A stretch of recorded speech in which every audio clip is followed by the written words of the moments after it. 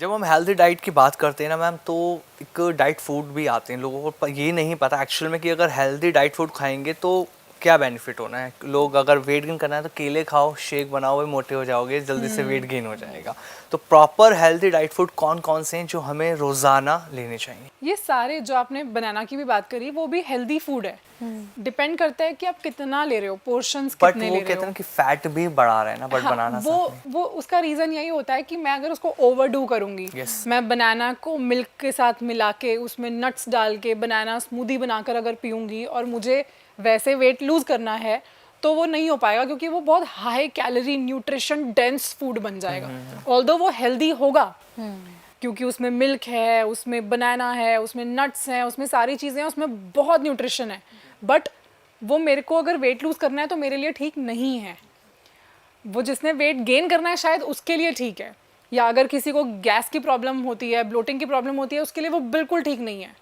तो किसी के लिए वो ठीक है, किसी के लिए वो ठीक नहीं है। आपको ये देखना है कि आपका गोल क्या है। अगर मेरा गोल वेट लूज़ करना है तो मुझे लो कैलोरी फूड लेने हैं, बहुत सिंपल सी बात है। और मेरे को वेट गेन करना है तो मुझे कैलोरीज हाई कैलोरीज फूड लेने हैं ताकि मैं कैलोरीज का सरप्लस क्रिएट कर सकूं।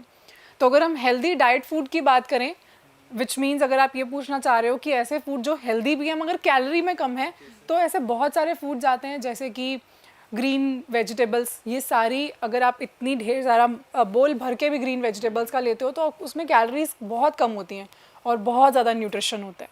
इस तरह से जो वाटरी फूड्स होते हैं जैसे कि क्यूकुम्बर हो गया या इस तरह की चीज़ें, वाटरमेलन हो गया, इसके अंदर 80-90% जो कंटेंट है वो वाटर का होता है। तो दैट मीन्स वो लो कैलोरी हैं, उनको ले सकते हैं। और उसके अलावा जो ये ग्रीन टीज़ की हम बात कर रहे थे, ब्लैक टीज़ की बात कर रहे थे, ब्लैक कॉफ़ीज़ हो गई, ये सब बहुत हेल्दी हैं और इनके अंदर कैलोरीज भी बहुत मिनिमल कैलोरीज होती हैं।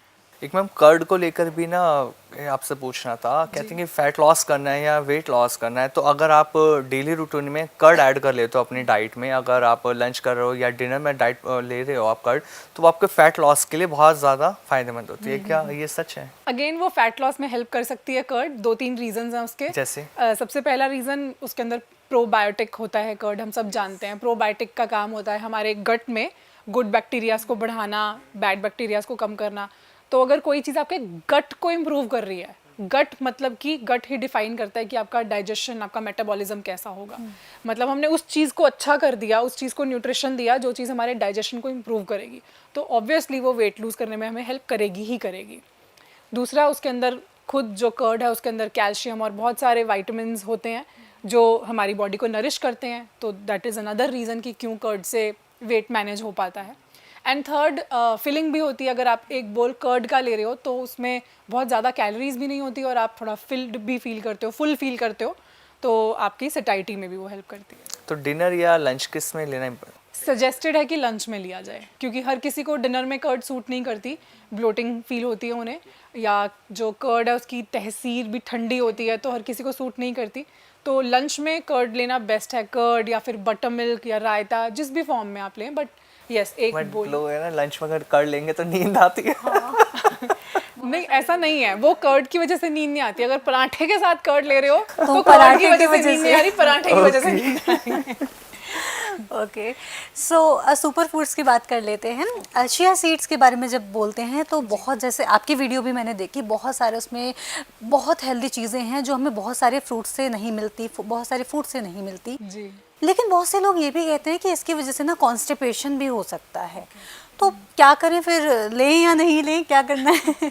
चिया सीड्स बहुत हेल्दी है। इनफैक्ट आपने सही बोला, एक सुपर फूड है, क्योंकि इसके अंदर जो न्यूट्रिशन है, मतलब ओमेगा 3 बहुत ज़्यादा है, फाइबर अच्छा है, प्रोटीन भी होता है। तो चिया सीड्स बहुत अच्छे हैं और इसको लोग ले सकते हैं। बट येस, कुछ लोगों को इसको लेने के बाद कॉन्स्टिपेशन इसलिए होता है बिकॉज जो चिया सीड है ना, वो बहुत ज़्यादा वाटर एब्जॉर्ब करते हैं। आपने देखा होगा सीड्स, इतने से सीड्स आप पानी में डालोगे वो फूल के कितने ज़्यादा बड़े हो जाते हैं।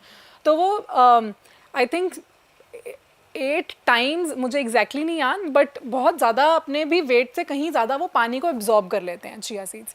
अब अगर हम चिया सीड्स को इसी तरह से ले लेंगे डायरेक्टली तो क्या होगा, वो हमारे स्टमक में जाके वो स्वेल हो जाएंगे, फूल जाएंगे, और वो फूल जाएंगे तो फिर हमें कॉन्स्टिपेशन होगा।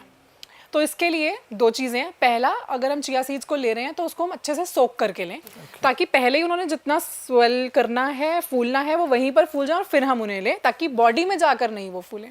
सेकंड, चिया सीड्स लेने के साथ हमें वाटर इनटेक को अच्छा रखना चाहिए, ताकि इजीली वो फ्लश आउट हो और वो हेल्प करे। In fact it's rich in fibre, तो ये बहुत हेल्प करता है डाइजेशन में। तो क्या ओवरनाइट सोक कर सकते हैं? कितना सोक करना है इनको भी? आई थिंक 2 से 4 घंटे के बीच में सही है। अगर आप ओवरनाइट सोक कर सकते हैं तो वो भी ठीक है, but 2 hours, 3 hours, up to 4 hours it's fine. वो अच्छे से फूल जाते हैं उन्होंने जितना फूलना होता है। एक मैम कोलेस्ट्रॉल को लेकर भी ना बहुत ज़्यादा प्रॉब्लम लगातार बढ़ रही है। कोलेस्ट्रॉल की प्रॉब्लम सबसे ज़्यादा हम देखते हैं फीमेल्स में भी बढ़नी शुरू हो चुकी है, और इससे हार्ट अटैक की प्रॉब्लम आने लग जाती है लोगों को। तो कोलेस्ट्रॉल को कम कैसे किया जा सकता है? हेल्दी डाइट कौन सी हम लें? डेली रूटीन में क्या बदलाव करें, या कोई योग हमें करना चाहिए जिससे कोलेस्ट्रॉल हमारा कम रहे? जो कोलेस्ट्रॉल जो बढ़ता है वो हम LDL की बात कर रहे हैं, जो लो डेंसिटी लिपोप्रोटीन जिसे कहते हैं। जब वो बॉडी में बढ़ जाता है तो हार्ट अटैक के रिस्क बढ़ता है। और उसका भी सिंपल सा रीज़न ये है, क्योंकि जब ये कोलेस्ट्रॉल बढ़ता है, LDL बढ़ता है, तो वो जमा होने लगता है और फिर वो हमारी आर्टरीज़ में इकट्ठा होता है और ब्लड के फ्लो को रिस्ट्रिक्ट करता है, रोकता है, जिसकी वजह से हार्ट अटैक का रिस्क बढ़ता है। सो ये रीज़न है। अब इसको कम करने के लिए सबसे पहले जो मेन कल्प्रिट है LDL का या बैड कोलेस्ट्रॉल का, वो होता है हमारा ट्रांस फैट। जो ट्रांस फैट है उसे हमें कम करना चाहिए। जो अनहेल्दी फैट होता है, सैचुरेटेड फैट होता है, उसको हमें कम करना चाहिए और हेल्दी फैट्स पे स्विच करना चाहिए। इसलिए हम ऑलिव ऑयल पे स्विच करें या हेल्दी फैट्स पे स्विच करें जो लाइटर हैं, जो आपके हेल्दी कोलेस्ट्रॉल को बढ़ाते हैं, गुड कोलेस्ट्रॉल को बढ़ाते हैं बॉडी में। इसके अलावा रेगुलर जो हमारी फिजिकल एक्टिविटी है बहुत हेल्प करती है। अगर हम फिजिकली एक्टिव नहीं होंगे, पूरा दिन एक ही जगह पे बैठेंगे और सिर्फ खाने पे फोकस करेंगे, तो कोलेस्ट्रॉल बढ़ने के चांसेस इंक्रीज़ होंगे ही होंगे। इसके लिए हम कार्डियो एक्सरसाइजेज, थोड़ा रनिंग, थोड़ा जॉगिंग, साइकिलिंग, इस तरह की चीज़ें करेंगे तो कोलेस्ट्रॉल नहीं बढ़ेगा। और वैसे स्मोकिंग एंड ड्रिंकिंग भी कोलेस्ट्रॉल को इंक्रीज़ करती है, तो वो तो इसमें जैसे जो लोग सबसे ज़्यादा हमने देखा है ना, कुछ हैं ऐसे जो देसी घी बहुत ज़्यादा लेते हैं, तो क्या देसी घी खाने से भी कोलेस्ट्रॉल बढ़ सकता है? अगर हम बहुत ज़्यादा कुछ भी लेंगे तो वो सही नहीं होता। डेली तो रूटीन लोगों का रहता है कि या बटर चाहिए प्रॉपर पराठा के साथ, या देसी घी के साथ चाहिए पराठे। नहीं, देसी घी लें, बट उसमें एक छोटी सी मैं टिप शेयर कर सकती हूँ कि जब हम उसको तवे के ऊपर घी डाल के पराठे को पूरी तरह उसको फ्राई कर देते हैं ना, वो ख़राब होता है, क्योंकि उससे घी की क्वालिटी भी ख़राब होती है और दैट बिकम्स अनहेल्दी। बट अगर हम पराठा बनाने के बाद उसके ऊपर रॉ देसी घी डाल के खा रहे हैं तो वो कहीं भी अनहेल्दी नहीं है, वो बहुत हेल्दी है हमारे लिए। और of course portions are very important. चम्मच भर के नहीं, थोड़ा सा घी डाल के उसको खाएं, एंजॉय करें, उसमें कोई प्रॉब्लम नहीं है। गुंजन जी, आपकी हेल्थ का क्या राज है, मुझे ये जानना है। और आप खुद को मोटिवेट कैसे रखती हैं? क्योंकि लोगों का ये होता है कि खुद को फिट करने के लिए भी आलसी हैं, नहीं करना है, जिम 2 दिन जाएंगे फिर आलस आ गया, नहीं जा रहे। आप खुद को कैसे इंस्पायर रखती हैं, कैसे प्रेरित करती हैं कि हाँ, शेप में रहना है और अपने लिए ये ज़रूरी है? मैं सच बताऊं तो मेरा जो मोटिवेशन है वो है डर। अच्छा। और वो डर इसलिए क्योंकि मैंने बहुत मुश्किल से अपना वेट लूज़ किया। मतलब पहले मैं ओवरवेट थी, और जब मुझे नहीं पता था कि वेट लूज़ करना क्यों ज़रूरी है या किस तरह से करते हैं, और उसके बाद जब वो मैंने जर्नी कवर की, अब मैं उस स्टेज में वापस नहीं जाना चाहती।